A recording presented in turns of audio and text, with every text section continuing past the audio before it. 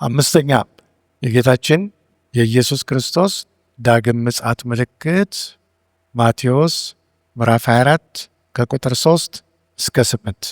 ማቴዎስ ምዕራፍ 24 ከቁጥር 3 እስከ 8 ነው።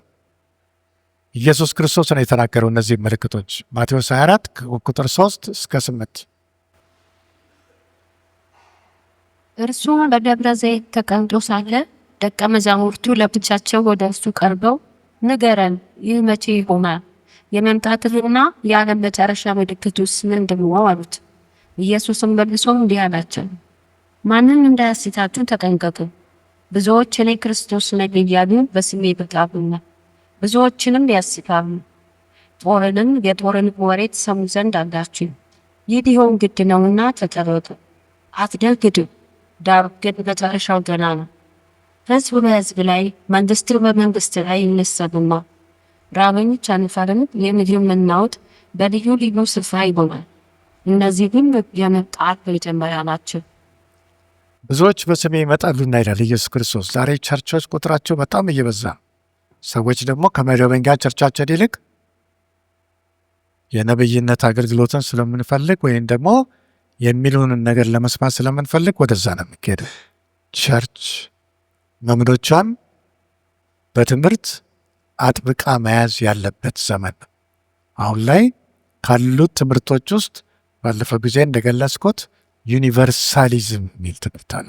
እግዚአብሔር ፍቅር፣ ሰውን እሳት ውስጥ አይከትም። ድናችኋል እያላችሁ ስበኩ ይላል።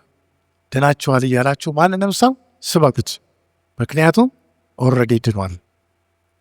ይህ አይነት ስህተት ትምህርቶች ከቤተ ክርስቲያን ውጭ አሉ። ቁጥራቸውም እየበዛ ነው። ብዙዎች በስሜ ይመጣሉና ብዙዎችንም ያስታሉ ይላል። ብዙዎች እኔ ክርስቶስ ነኝ እያሉ በስሜ ይመጣሉ። ቸርቾች ሁሉ የክርስቶስ አይደለም። አንዳንዶቹ አጋንንታዊ ናቸው። የጦርንም ወሬ ትሰሙ ዘንድ አላችሁ ይላል። ጦርነት ሀገራችን ላይ ለምደነዋል።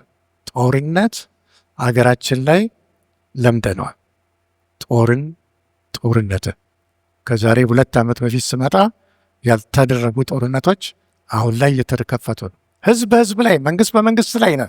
ኢትዮጵያ ጥሩ ምሳሌያችን ነች። ህዝብ በህዝብ ላይ ይዋደድ የነበረ ህዝብ እርስ በርስ መዋጋት፣ እንደገና ደግሞ ቸርች ውስጥ መውጣት።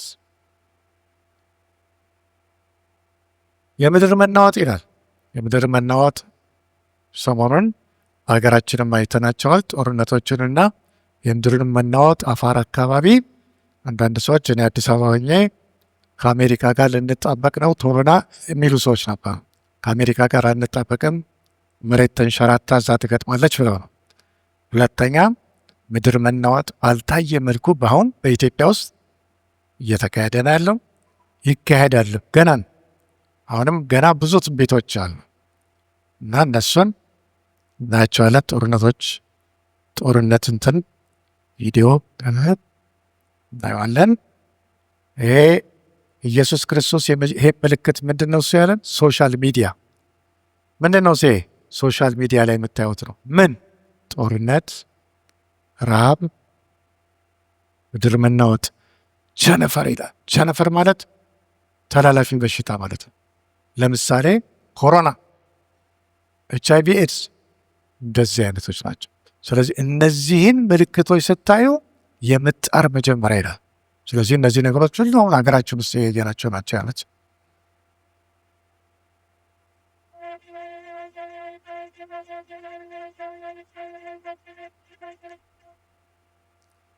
የሚቀጥለው የክርስቶስ ዳግም ምጽአት ምልክት የቤተ ክርስቲያን ስደት ማቴዎስ 24 ከቁጥር 9 እስከ 14። ማቴዎስ 24 ከቁጥር 9 እስከ 14። በዚያን ጊዜ ለመከራ አሳልፈው ይሰጧችኋል፣ ይገድሏችሁማል። ሲያስቡም አሕዛብ ሁሉ የተጠላችሁ ትሆናላችሁ። በዚያን ጊዜም ብዙዎች ይሰናከላሉ፣ እርስ በርሳቸውም አሳልፈው ይሰጣጣሉ፣ እርስ በርሳቸውም ይጣላሉ። ብዙ ሐሰተኞች ነቢያትም ይነሳሉ፣ ብዙዎችንም ያስታሉ። ከአመፃም ብዛት የተነሳ የብዙ ሰው ፍቅር ትቀዘቅዛለች። እስከ መጨረሻ የሚጸና ግን እርሱ ይድናል። ለአሕዛብም ሁሉ ምስክር እንዲሆን ይህ የመንግስት ወንጌል በዓለም ሁሉ ይሰበካል። በዚያን ጊዜም መጨረሻው ይመጣል። እዚህ ጋር የምንመለከተው ምን ነው? ቸርች ቤተ ክርስቲያንን ይሁን። የቀድሞ ምን ነበረ? ሶሻል ሚዲያን አንብቡ፣ ተመልከቱ። ቴሌቪዥን፣ ሬዲዮ፣ ጦርነት፣ ረሃብ፣ ቸነፈር ቤት ቤት እንዳለ በየጊዜው የምንሰማው። የአሁኑስ ቸርች ላይ አይናችሁን አርጉ። ቸርች ውስጥ የምታዩት ምልክት ምንድን ነው? እሱ አሳልፈው ይሰጧቸዋል ለመከራ። ክርስትና ይጠላል። ብዙ ክርስቲያኖች ይገደላሉ። እኛ ሀገር ብዙ ተገለዋል።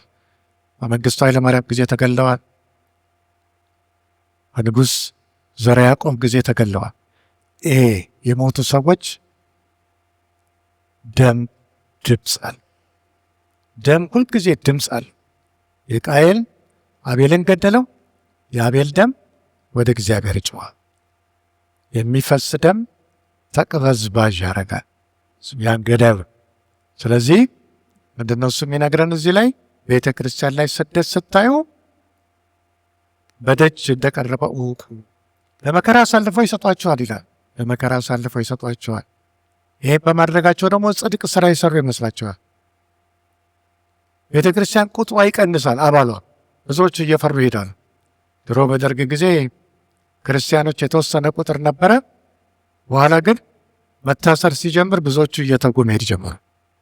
አሁን ደግሞ ይበለጠ ሰዎች ቸርችን እየተጉ ይሄዳሉ። እምነታቸውን ይተዋል።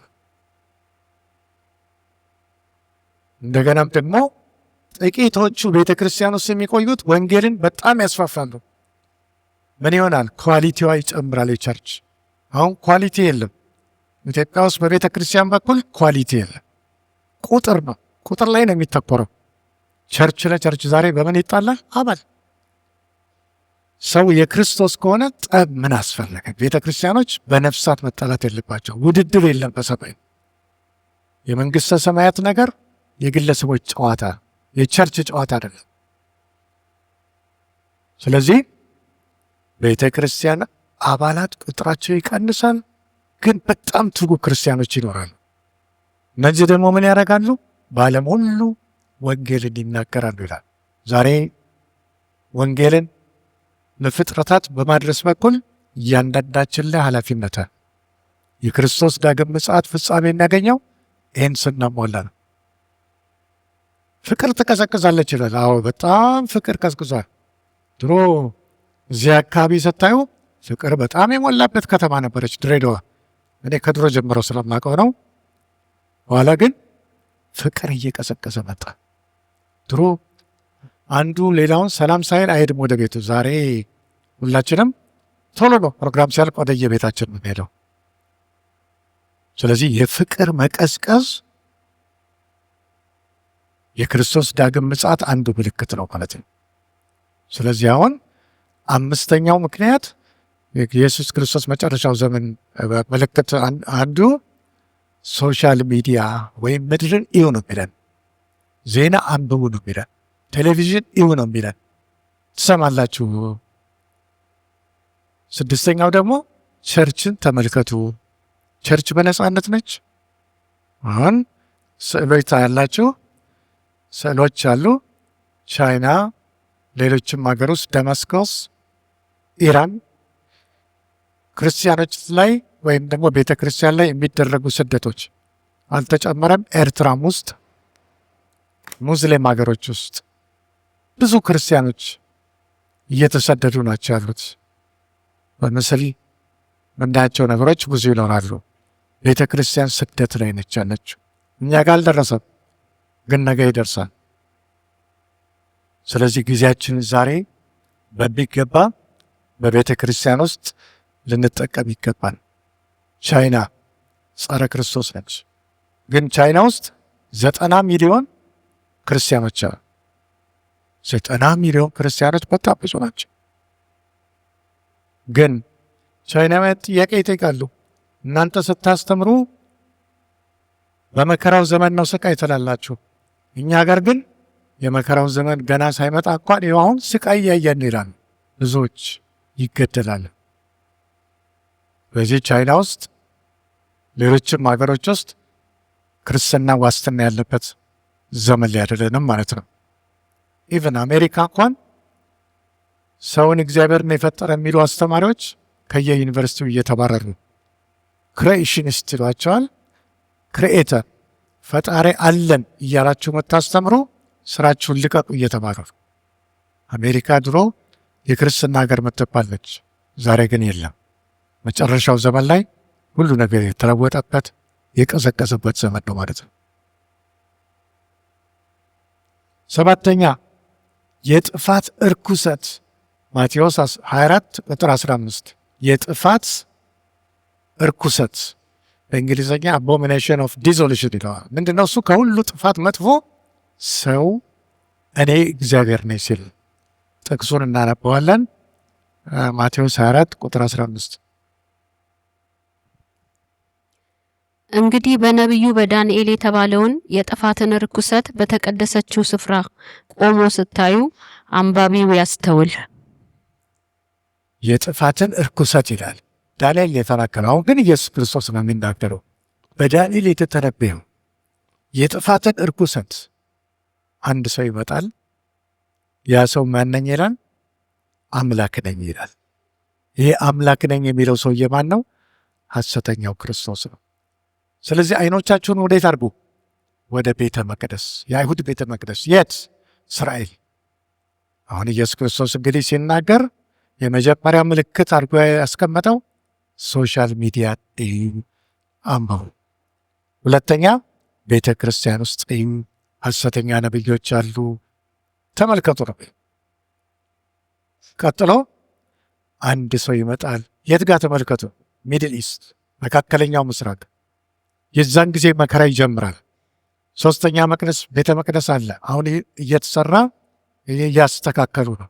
ጊደሮች ታያላችሁ፣ ቀያይ ጊደሮች መስዋዕት የሚቀርብ ለእግዚአብሔር አብ ተብለው።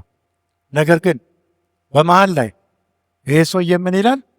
የራሱ ምስል ያስቀምጥና እዛ ውስጥ ለእኔ ስገዱ። እስራኤሎች የዛን ጊዜ ነው ጥፋታቸውን የሚያውቁት እስራኤልያ ትክክለኛ ሰው እንዳልሆነ።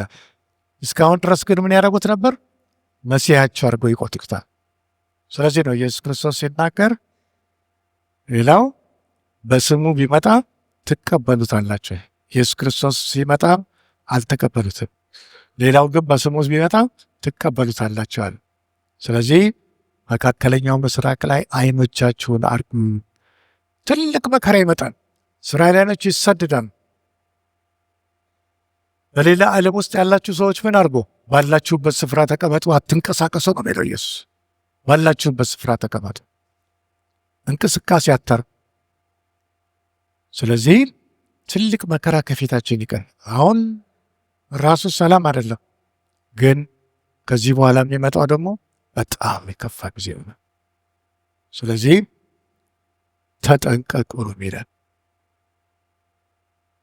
በይሁዳ ያሉ ወደ ተራራዎች ሽሹ። ሽሽታችሁ በክረምት ወይም በሰንበት እንዳይሆን ይላል ቁጥር 20 ላይ። ጸልም።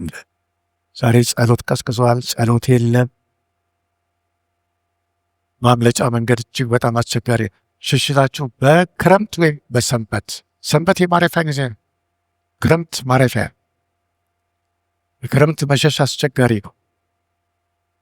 ብዙዎች በስሙ ይመጣሉ፣ እነዛ ቀንስ ይላል ባያጥሩ ስጋ የለበሰ ሁሉ ባልዳነ ነበር ይላል። ኃይለኛ እልቂት ይኖራል ማለት ነው የዛን ዘመን። ስለዚህ ኢየሱስ ሲናገር መጀመሪያ ሶሻል ሚዲያ ነው፣ ራብ፣ ቸነፈር፣ ምድር መናወጥ፣ ሐሰተኛ ክርስቶሶች መምጣት ታያላችሁ። ሁለተኛ ቤተ ክርስቲያንን እዩ። ሐሰተኛ ነቢያት ይመጣሉ። ጦርነት እያለ ሰላም እየጠፋ ስደት እየመጣ ቤተ ክርስቲያን ውስጥ ነው ሰላም ነው አይዟችሁ ይላል። ትንቢት ይናገራል። ፍቅር ትቀዘቅዛለች። ብዙዎች ክርስቶስን ይክዳሉ። ጥቂቶቹ ግን በጣም ተግተው በዓለም ሁሉ ወንጌልን ያሰራጫል። ይህ የመንግስት ወንጌል በዓለም ሁሉ ይሰበካል ይላል። የመጨረሻው 8ኛው እኛንን 8ኛ ያደረግነው እንጂ 40፣ 50 የመጨረሻው ዘመን ምልክቶችን መጥቀስ ይቻላል። ስለዚህ መከራው ዘመን ሁሉ ካለቀ በኋላ አይኖቻችሁን ወዴት አድርጉ ይላል? ወደ ሰማይ። ማቴዎስ 24 29 እስከ 31 ማቴዎስ 24 29 እስከ 31 ከዚያች ወራት መከራ በኋላ ወዲያው ፀሐይ ይጨልማል፣ ጨረቃም ብርሃኗን አትሰጥም፣ ከዋክብትም ከሰማይ ይወድቃሉ፣ የሰማያትም ኃይላት ይናወጣሉ። በዚያን ጊዜም የሰው ልጅ ምልክት በሰማይ ይታያል። በዚያን ጊዜም የምድር ወገኖች ሁሉ ዋይ ዋይ ይላሉ። የሰው ልጅንም በኃይልና በብዙ ክብር በሰማይ ደመና ሲመጣ ያዩታል።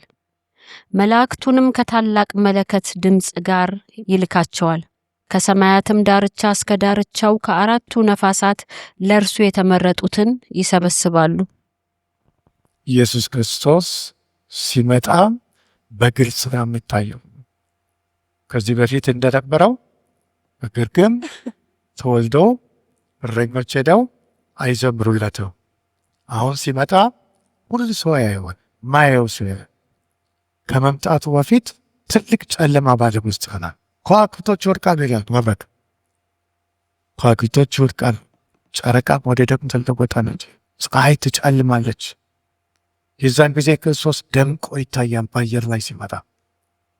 ብዙዎች ደግሞ ከእኛም ውስጥ አብረን አጅበነው በመጣበት ሁኔታ ነው ያለ። በመላእክት ታጅቦ እኛም በድሉ ኖሮን ከክርስቶስ ጋር ወደ መሬት። ይህ የኢየሱስ ክርስቶስ ዳግም ምጽአትን የሚነግረን ኢየሱስ። ስለዚህም መላእክቶቹ ወደ ምድር ሲመጡ ለእሱ የተመረጡ ቅሬታዎች ይኖራሉ። እነሱንም ከአራቱ ማዕዘን ይሰበስባቸዋል። ስለዚህ ኢየሱስ ክርስቶስ ዳግም ሲመጣ ሁሉ ሰው ይመለከተዋል። በዮሐንስ ራእይ ምዕራፍ 1 ላይ ምን ይናገራል? ፊቱ እንደ ፀሐይ ያበራል ይላል። ፊቱ እንደ ፀሐይ። ይሄ ሰማይና ምድርን የፈጠረ አምላክ፣ ፀሐይን የፈጠረ አምላክ በዛን ጊዜ ሲመጣማ እጅግ በጣም ፊቱ የተለወጠ ሆኖ የሚመጣው እንደ ፀሐይ ይላል።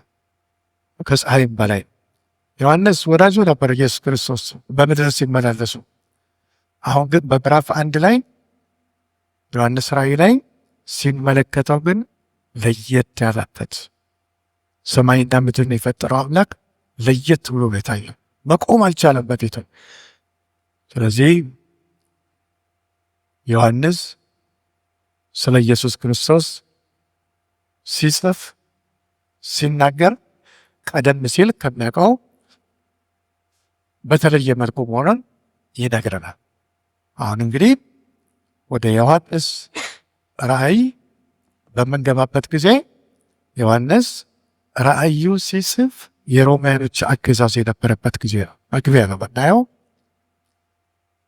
የሮማውያኖች አገዛዝ ነበር። ሮማውያኖች ዓለምን ሁሉ ይገዙ የነበረበት ጊዜ ነው። ንጉሶቻቸው ምን ይባላሉ? ቄሳር።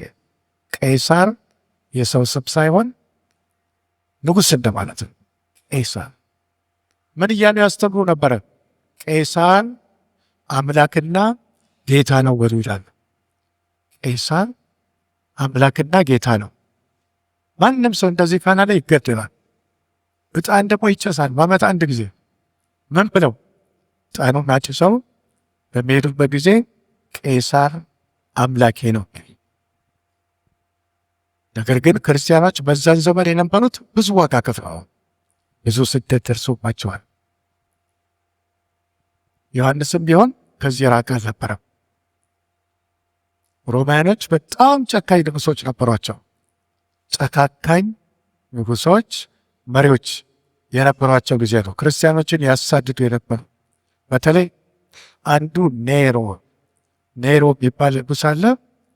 ዛሬ ሲዲ በር ማድረጊያ አለ። ኔሮ ሲዲ እናይቃጠ የሆነ ነገሮችን ለማውረድ ስንፈልግ በሲዲ ይሄ በር ማድረጊያ ነው። ኔሮ 31 ዓመት ነው የኖረው በምድር ላይ፣ ግን ያጠፋው ነፍስ እጅግ በጣም ነው። ክርስቲያኖችን ይጠላ የነበረ ኔሮ። የሮማውያኖች አገዛዝ ጊዜ ምን ነበረ? ከጠቅላላው ህዝብ 1/3 ባሪያ አስተዳዳሪ ነው። 2/3 ባሪያ። በየጦርነቱ የሚይዟቸውን ሰዎች ባሪያ ያደርጓቸዋል። በየመንገዱ ላይ ምን ታያላችሁ? ብዙ አማልክቶች። አማልክቶች ቁጥራቸው ብዙ ነው። አማልክቶቻቸው ደግሞ እርቃናቸውን የሚታዩ ናቸው። ማለትም በምስል የሚያስቀምጧቸው።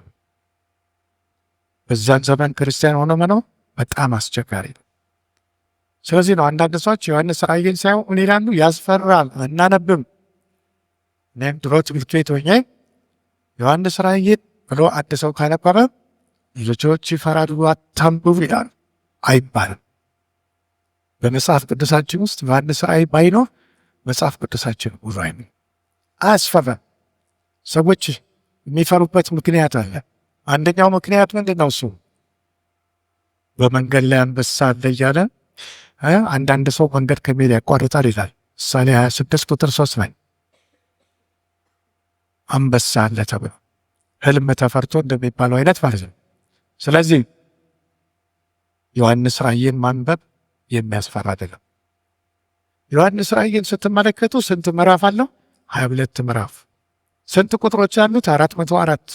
ስንት ቃላት ተጠቅሟል? 9825 9825 ቃላት። አንድ የምትናገረው እየተጠቀልለው በሁለት ቃል ኢየሱስ ይመጣል። ኢየሱስ ይመጣል በምድር ጠቅልላል።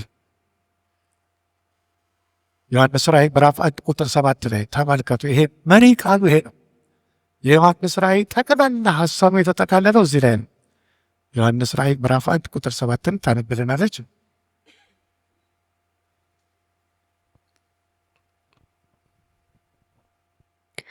እነሆ ከደመና ጋር ይመጣል፣ ዓይንም ሁሉ የወጉትም ያዩታል፣ የምድርም ወገኖች ሁሉ ስለ እርሱ ዋይ ዋይ ይላሉ።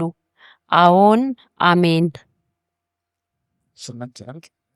ያለውና የነበረው የሚመጣውም ሁሉንም የሚገዛ ጌታ አምላክ አልፋና ኦሜጋ እኔ ነኝ ይላል። ኢየሱስ ክርስቶስን ነው የሚገልጠው እዚህ ጋር ዮሐንስ። እነሆ ከደመና ጋር ይመጣል ይላል፣ ዓይንም ሁሉ ያዩታል፣ የወጉትም ጭምር ያዩታል ይላል። በዛን ጊዜ ምን ይፈጠራል? ኢየሱስ ክርስቶስ የሚመጣላቸው አሉ፣ ኢየሱስ ክርስቶስ የሚመጣባቸዋል። ዛሬም የእኛ አምላክ ትክክል ነው፣ ክርስቲያኖች ትክክል አይደሉም እያሉ የሚያሰቃዩ ሁሉ የዛን ጊዜ ዋይ ዋይ ይብሉበታል። ባለፈው ጊዜ የተመለከትነው ተራራዎች በላያችን ላይ ውደቁ የሚሉት ነገስታት በዛን ዘመን። ስለዚህ ኢየሱስ ክርስቶስ ከደመና ጋር ይመጣል። ደመና ጋር ፍጥረት ሁሉ የሚበረከክበት ጊዜ። ዮሐንስ ራእይ ሲጻፍ የተጻፈበት ዋናው ዓላማ ምንድን ነው? እሱ ክርስቲያኖችን ለማጽናናት ነው። ብዙዎች ይገደሉ ነበር። በዛን ዘመን የነበረው ክርስትና ከሰው ወደ ሰው የሚጋባ ነው። ዛሬ ያለው ክርስትና የሚገፋታ፣ ብዙዎች በክርስትናችን እንድናፍር የሚያደርጉን ነገሮች አሉ። የዛን ዘመን ግን ከሰው ወደ ሰው ይጋባል። ኔሮ በጣም ጨካኝ ንጉሥ፣ ክርስቲያኖችን የማይወድ ሰው ነበር። ይሄ መጽሐፍ ቅዱስ ላይ አይደለም ያለው። እኔ የምናገረው ቸርች ሂስትሪ ላይ፣ ቸርች ታሪክ፣ መደበኛው ሂስትሪ አይደለም፣ የቸርች ታሪክ። ማንን ገደለ ይሄ ልጅ? ይሄ ሰው ስልጣን ላይ ሲወጣ እናቱን ገደላት። እናቱ ባሏን ገና ልጇን አነገሰችው። እሱ ደግሞ ስልጣን ላይ ከወጣ በኋላ እናቱን ገደለ፣ ሚስቱንም ገደለ። ሌላ ሚስት አገባ፣ እርጉዝ ሆነች፣ እሷንም ገደለ። ብዙ ጊዜ መዝናናት ይወዳል ይሄ ንጉሥ ኔሮ።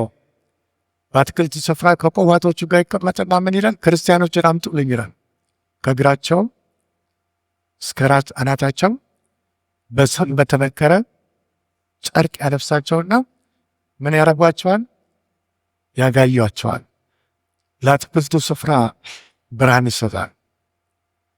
እሱ ግን ከሚስቶቹ ጋር ወይም ከቁባቶቹ ጋር ይዝናና ነበር፣ መጠጥ እየጠጣ። ኔሮ ሮማ ከተማን አቃጥሎ ያቃጠሉት ሆኖች ናቸው አለ። ክርስቲያኖች አላቃጠሉም። ራሱን ያቃጠለው ተራራ ላይ ሆኖ ያይ ነበር፣ ግን ክርስቲያኖች ናቸው ያቃጠሉት። በርካታ ክርስቲያኖች ተገደሉ። ከተማይቱ 9 ቀን ተቃጠለች። ኔሮ የቤተ ክርስቲያን አባቶችን የገደለ፣ ጳውሎስ፣ ጴጥሮስ ሁለቱም የተገደሉት በማን ነው? በኔሮ። ከእንግዲህ በኋላ አለ ኔሮ ሲናገር፣ ጳውሎስ፣ ጴጥሮስ የሚል ስም በግዛቴ ውስጥ አትሰሙም፣ አይዟችሁ አለ።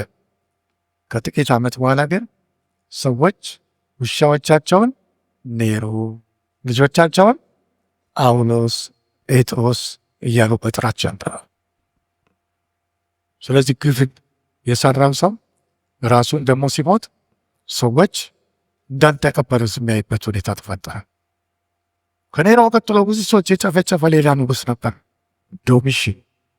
ከ81 ዓመተ ምህረት እስከ 96 ዓመተ ምህረት የነገሰ ንጉሥ ነው። በዮሐንስ ዘመን ዮሐንስን ያሰረ ሰው ዮሐንስን እድሜ ጠግቦ እንደሚሞት ኢየሱስ ክርስቶስ ተናግሮ ነበር። ስለዚህ ዮሐንስ ምን ያደርጋል? አንዳንዴ ሰዎች እየተሸከሙ ይወስዱታል። አንድ ነገር ተናግሮ ነው ስብከቱን የሚያቆሙ። አርጅቶ ስለነበር ምን ነበር የሚለው? ልጆቼ ወይ እርስ በርሳችሁ ተዋደዱ፣ ፍቅር ዛሬ ጠፍቷል። በዛን ዘመን ትልቁ መልእክት ያስተላልፍ የነበረው እየተሸከሙ ነበር የሚወስዱት ከአንድ ጉባኤ ወደ ሌላ ጉባኤ። እርስ በርሳችሁ ተዋደዱ። ኔሮ ዶሚሽን ቄሳር ነው አይደለም ብሎ በበርሜል ዘይት አፈልተው እዛ ውስጥ ጨመሩት። ዮሐንስ ምንም ሳይሆን ግን ወጣ ከዛ ውስጥ። እግዚአብሔር በተአምር አወጣ። ከዛ በኋላ ሊገለው እንዳልተቻለው አይቶ ምን አደረገው? ፍጥሞ የምትባል ደሴት አለች፣ እዛ ውስጥ አሰረው። እነ ዮሐንስ የከፈሉት ዋጋ በጣም ከፍተኛ ነበር። ፍጥሞ ዛሬ ግሪክ ውስጥ ነው የምትገኘው። በእንግሊዝኛ ፓትሞስ ትባላለች፣ የግሪክ ግዛት ነች። እሱ በታሰረበት ጊዜ እብነ በረድ ይቆፈራል። ትልልቅ ወንጀለኞች ናቸው እዛ የሚታሰሩት። እባብ አለ፣ በረሃ ነው፣ ድንጋያማ ነው። ዮሐንስ ግን እዛ ውስጥ እንደ ወንጀለኛ ታስሮ የነበረበት ወቅት በዛ ነበር ያን ራእይ ያየው። አንዳንዴ በመከራ ውስጥ ስናልፍ እግዚአብሔር ዓላማ ይኖረዋል። በመከራ ውስጥ ራእይን ይሰጣል። ይህ ታላቅ የኢየሱስ ክርስቶስ ወዳጅ ወንጌልን በመስበኩ ምክንያት ታሰረ። ወንጌል በመናገሩ ምክንያት ግን ዛሬ ለእኛም የተረፈ ትልቅ መልእክት ይዞልበታ ዮሐንስ ራእይ በ22 ምዕራፍ በ404 ጥቅሶች 9825 ቃላት። መልእክቱ ደግሞ ኢየሱስ ይመጣል። ኢየሱስ ሲመጣ ነገሮችን ሁሉ ድሮ ጴጥሮስ ጠይቆ ነበረ። አንተ በእንደዚህ አይነት መልክ ትሞታለህ ሲለው ጴጥሮስን ጴጥሮስ ምን አለ? ይሄስ እንዴት ይሆናል አለው። ስለ ዮሐንስ ነው የሚጠይቀው። እኔ እስክመጣ እንዲቆይ ብፈልግስ ምን ገጥቶሃል? ግን ዮሐንስን እስካሁን ድረስ አልሞተም እያሉ የሚናገሩ ሰዎች አሉ። ሞቷል። ኤፌሶን ከተማ ላይ መቃብር አለ። ግን ኢየሱስ ክርስቶስ እንዴት እንደሚመጣ በራእይ ተመልክቶ የሞተ ሰው ዮሐንስ ብዙ ክርስቲያኖችን ያጽናና ነበረ። ጳውሎስ በኤፌሶን በሌሎችም ከተሞች ውስጥ ወንጌልን በጣም ያስፋፋ ሰው ነበር። ኤፌሶኖች ጭምር በኤፌሶን 2 ዓመት ቆይቷል። ጳውሎስ ብዙ ወንጌል ሰብኳል። አንዳንዴ ተቃውሞ ሲበዛበት ጢራኑስ በተባለ ትምህርት ቤት ውስጥ ተከታዮቹን ወንጌል ያስተምር ነበር። ዮሐንስ ከክርስቶስ የተቀበለውን የክርስቶስን እናት ማርያምን ይዞ በኤፌሶን ውስጥ እስከ መጨረሻ ክርስቶስን ያገለገለ ሰው። ዶሚሽን አሰረው፣ እስር ቤት ቆየ። ነገር ግን ለገዳይ ገዳይ አለው። ምን ሆነ? አንድ ሰው ይሄ ዶሚሽን የተባለውን ዮሐንስን ያሰረውን ንጉሥ ገደለው። የዛ ጊዜ ዮሐንስ ተፈታ። ተፈቶም ወንጌል ሰው ወደ ኋላ አላለም። ወንጌልን ሲያስፋፋ ሲሰብክ የነበረ ሰው። የዮሐንስ ወንጌል ላይ ብዙ ቦታዎቸው ነገሮች አሉ። የሚያስፈራ ነገር የለም። ያስፈራል። ሰዎች የሚሉት አንደኛ ስህተት አስተማሪዎች ስህተት ነገር ያስተምራሉ። መጽሐፍ ቅዱሱ ላይ ግን ስታየው ብዙ ነገሮች ይናገራል። እንቁራሪት ይላል፣ አንበጣ ይላል፣ ማይላቸው አይነት ነገሮች ካለሮች ያሉ፣ ነጭ ይላል፣ ቀይ። እነኚህ ኮድ ናቸው። በዛን ዘመን ክርስትና የተፈቀደ አልነበረም። ስለዚህ እርስ በርስ የሚግባቡበት ነው። ዮሐንስ ራእይ የተጻፈው ለማን ነው? ለክርስቲያኖች ነው፣ ለለማዮች አይደለም፣ ለክርስቲያኖች። ዮሐንስ ራእይን ስትመለከቱ ለስንት አብያተ ክርስቲያናት የተጻፈ ነው? ሰባት አይነት ቤተ ክርስቲያኖች። እነኚህ ከጥንት ጀምሮ እስካሁን ድረስ ያሉ ናቸው። አሁን እንግዲህ መጽሐፍ ቅዱሳችንን ስንመለከት ቤተ ክርስቲያን ልደቷ መቼ ነው? በ30 ዓመተ ምህረት 30 ዓመተ ምህረት ላይ ቤተ ክርስቲያን ተመሰረተች። በምን ተሞሉ? ሐዋርያቱ በመንፈስ ቅዱስ። አንዳንድ የመጽሐፍ ቅዱስ አስተማሪዎች አሉ ዛሬ ላይ መንፈስ ቅዱስ አይሰራም የሚሉ ስህተተኞች ናቸው። መንፈስ ቅዱስ ያኔም ሰርቷል፣ አሁንም ይሰራል። ስለዚህ በልሳን ሲጸልዩ በዛን ዘመን በመንፈስ ቅዱስ ተሞልተው ያን የቤተ ክርስቲያን ልደት። ከተወሰነ ጊዜ በኋላ ምን ሆነ? ያዕቆብ በሰይፍ ተገደለ። ያዕቆብ ዮሐንስ ወንድም፣ በኋላም ሌላም ያዕቆብ ተገኝቷል። ስለዚህ የቤተ ክርስቲያን ልደት 30 ዓመተ ምህረት እስካሁን ድረስ ከ30 ዓመተ ምህረት ጀምሮ በእኛ አቆጣጠር 2017 ላይ ተገኝተናል። ያ ባለፈው ጊዜ ላይ የተመለከትነው የክርስቶስ ደም ቤተ ክርስቲያን ወለደ። የክርስቶስ ደም በመምጣቱ ምክንያት ምን ሆነ?